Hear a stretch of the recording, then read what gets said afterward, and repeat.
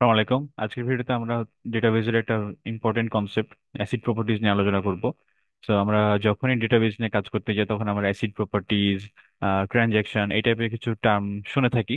Just আমরা এগুলো বোঝার চেষ্টা করবো। আজকে যেহেতু ইন্ট্রোডাকশন ভিডিও, তো আমি জাস্ট এই টার্মগুলো অ্যাসিড মানে কি বোঝাচ্ছে এগুলো হালকা পাতলা ডিসকাশন করবো। বাট আমাদের নেক্সট ভিডিওতে আমাদের প্রত্যেকটা টপিকের ইনশাল্লাহ ডিটেলস নিয়ে আসার ট্রাই করবো, ঠিক আছে?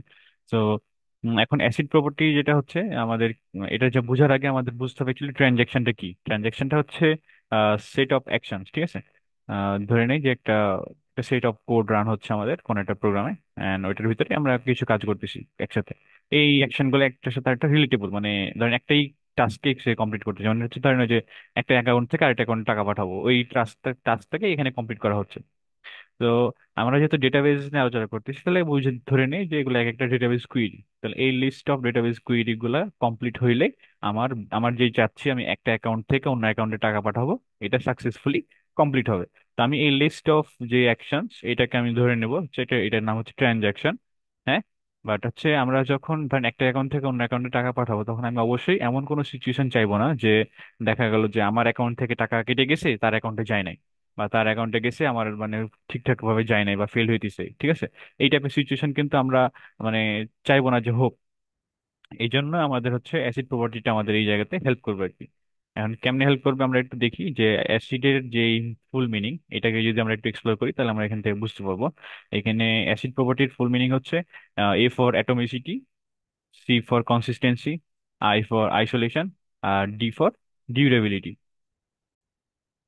এখন অ্যাটমিসিটি কি ইনশিওর করবে? অ্যাটমিসিটি ইনশিওর করবে আপনার যে আপনার ধরেন এটাকে আমরা ট্রানজ্যাকশন বললাম না, যে এটা হচ্ছে লিস্ট অফ অ্যাকশন ট্রানজ্যাকশন। তো এই লিস্ট অফ অ্যাকশনের ভিতরে যেমন মাল্টিপল আছে না, ধরেন এই কুইরিটা সাকসেস হয়েছে, এটা সাকসেস হয়েছে, এটা বাট কোন একটা কুইরি ফেল হয়েছে, ঠিক আছে?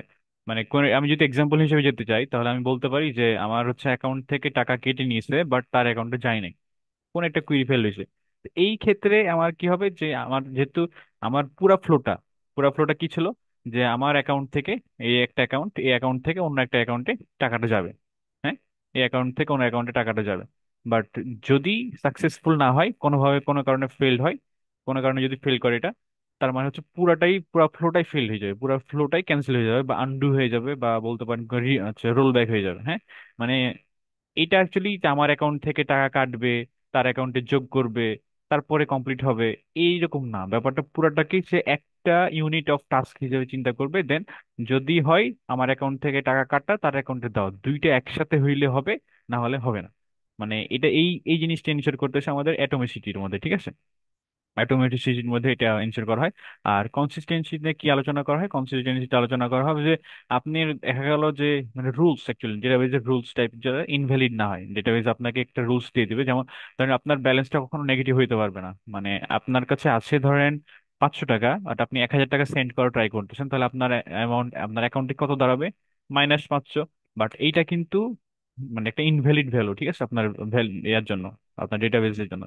সো ডেটাবেস আপনাকে এই যে যে কোনো অ্যাকশনের কারণে যখন আপনি মানে অনেক হিউজ হিউজ অ্যাকশন হইতে পারে, রাইট? মানে অনেকগুলো কমপ্লেক্স ক্যালকুলেশন হইতে পারে, বাট কোনো ক্যালকুলেশনের রেজাল্ট আপনাকে এরকম ইনভ্যালিড একটা অ্যান্সার স্টেট আসতে দিবে না আর কি। তো কনসিস্টেন্সি আপনাকে এটা এনশিওর করবে। আর এখন যদি আমরা আইসোলেশন নিয়ে কথা বলতে চাই, তো আইসোলেশনের এক্সাম্পল হচ্ছে, সহজ এক্সাম্পলটা আমরা বলতে পারি যে আমাদের দেশে যেটা হয়, ধরেন একটা ট্রেন, আমরা অনেক সময় ট্রেনের টিকিট বুকিং করা ট্রাই করি। তো অনেকগুলো সিট থাকে, রাইট? আচ্ছা, এটা তো হয়ে যাচ্ছে। ওকে, এভাবে নিই। ধরেন অনেকগুলো সিট আছে এভাবে, বাট লাস্টে একটা টিকিট বাকি আছে, মানে ধরেন শুধু সবগুলাই বুকিং হয়ে গেছে, শুধু এই টিকিটটা অ্যাভেলেবল আছে। ওকে, তো এখন দুইজন কাস্টমার যদি এই টিকিটটা পারচেস করার ট্রাই করে, তাহলে আমি কি দুজনকে দিয়ে দিব? এটা কি ভ্যালিড হবে? না।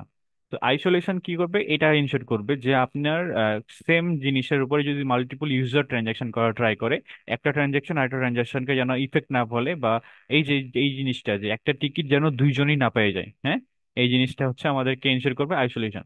আর ডিউটিবিলিটি মানে হচ্ছে আপনাকে এইটা ভরসা যে হ্যাঁ আপনার এটা মানে আপনি কোনো একটা ট্রানজাকশন শেষ করে মানে সাকসেসফুলি আপনার অ্যাকাউন্ট থেকে টাকা কাটছে, অন্যজনের অ্যাকাউন্টে গেছে, এই জিনিসটা আপনি কমপ্লিট করতে পারছেন, তারপর কমিট করতে পারছেন যে ডান, এরকম কমিট, ঠিক আছে? তার মানে এটা সেভ হয়ে গেছে।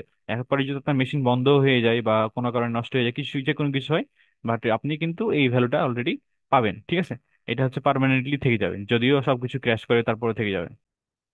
তো আমরা হচ্ছে যখন এরপর থেকে নেক্সট ডে মানে কোন রকম ডেটাবেজের কাজ আমরা মানে কোনো একটা অ্যাকশন আমরা ইউজ করবো বা কোনো সিস্টেম আমরা ইউজ করবো, সেক্ষেত্রে আমরা অর্ডার পারচেজ করা বলতে পারি বা অ্যামাউন্ট সেন্ড করা বলতে পারি।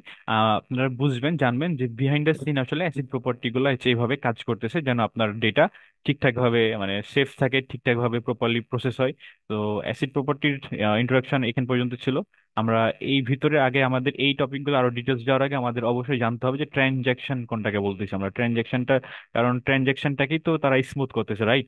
সো আমাদের আগে জানতে হবে ট্রানজ্যাকশন কি। দেখা হবে ইনশাল্লাহ নেক্সট ভিডিওতে। আসসালামু আলাইকুম।